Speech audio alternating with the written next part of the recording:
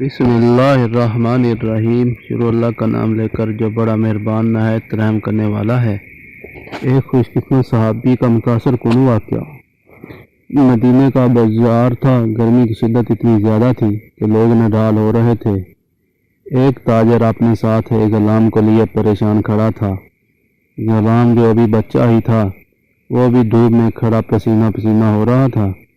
تاجر کا سارا مال اچھے داموں بک گیا تھا، بس یہ غلام ہی باقی تھا جسے خریدنے میں کوئی بھی دلچسپی نہیں دکھا رہا تھا۔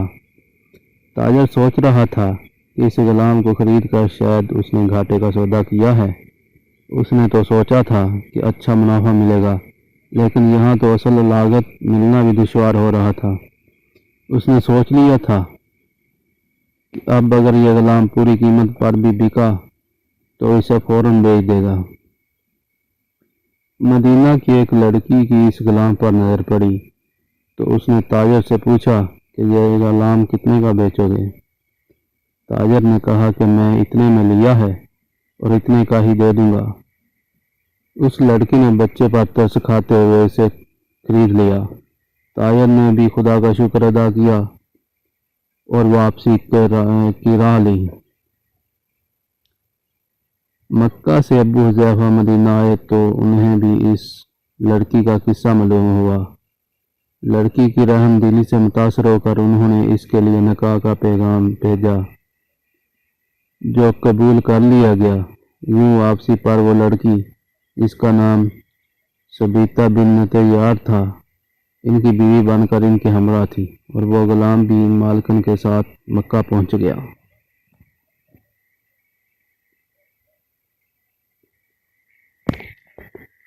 ابو حذیفہ مکہ آ کر اپنے پرانے دوست عثمان بن عفان سے ملے تو انہیں کچھ بدلا ہوا پایا اور ان کے رویے میں سرد مہری محسوس کی۔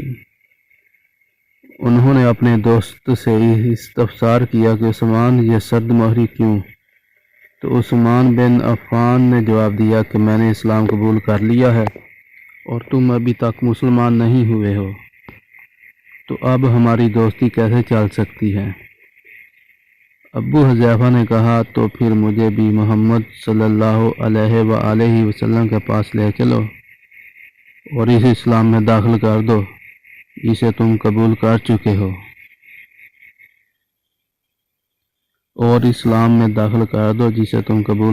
ہو۔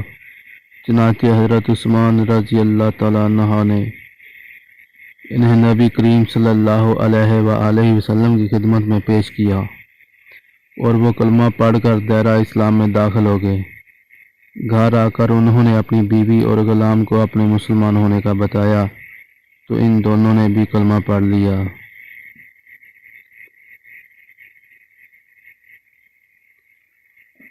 حضرت ابو حذیفہ رضی اللہ عنہ نے اس غلام سے کہا کہ چونکہ تم بھی مسلمان ہو گئے ہو اس لیے میں اب تمہیں غلام نہیں رکھ سکتا، لہذا میری طرف سے اب تم آزاد ہو۔ غلام نے کہا آقا میرا اب اس دنیا میں آپ دونوں کے سوا کوئی نہیں، آپ نے مجھے آزاد کر دیا تو میں کہاں جاؤں گا؟ حضرت ابو حذیفہ رضی اللہ عنہ نے اس غلام کو اپنا بیٹا بنا لیا اور اپنے پاس ہی رکھ لیا۔ غلام نے قرآن پاک سیکھنا شروع کر دیا اور کچھ ہی دنوں میں بہت سا قرآن یاد کر لیا، اور وہ جب قرآن پڑھتے تو بہت خوبصورت لہجے میں پڑھتے۔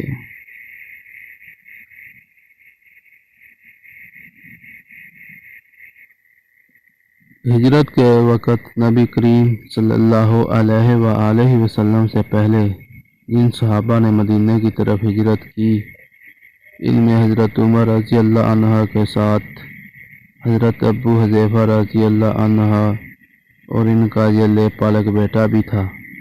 مدینہ پہنچ کر جب نماز کے لیے امام مقرر کرنے کا وقت آیا تو اس غلام کی خوبصورت تلاوت اور سب سے زیادہ قرآن حفظ ہونے کی وجہ سے انہیں امام چن لیا گیا، اور ان کی امامت میں حضرت عمر رضی اللہ عنہ جیسے جلیل القدر صحابی بھی نماز ادا کرتے تھے۔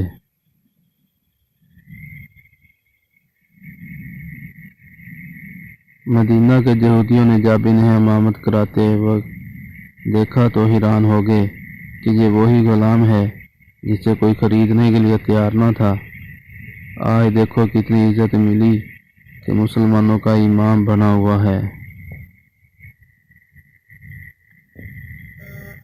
اللہ پاک نے انہیں خوش گلو اس قدر بنایا تھا کہ جب آیات قرآنی تلاوت فرماتے تو لوگوں پر ایک محویت طاری ہو جاتی اور راہگیر ٹھٹک کر سننے لگتے۔ ایک دفعہ ام المومنین حضرت عائشہ رضی اللہ عنہا کو رسول اللہ صلی اللہ علیہ وآلہ وسلم کے پاس حاضر ہونے میں دیر ہوئی۔ آپ صلی اللہ علیہ وآلہ وسلم نے توقف کی وجہ پوچھی تو بولی کہ ایک قاری تلاوت کر رہا تھا، اس کے سننے میں دیر ہوگی، اور خوش الحانی کی اس قدر تعریف کی کہ حضرت محمد صلی اللہ علیہ وآلہ وسلم خود چادر سنبھالے ہوئے باہر تشریف لے آئے۔ دیکھا تو وہ بیٹھے تلاوت کر رہے ہیں۔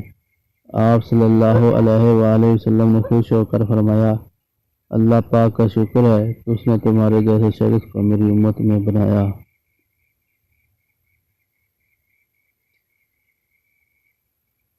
کیا آپ جانتے ہیں کہ یہ خوش قسمت صحابی کون تھے؟ ان کا نام حضرت سالم رضی اللہ تعالی عنہ تھا، جو سالم مولا ابو حذیفہ رضی اللہ عنہ کے نام سے مشہور تھے۔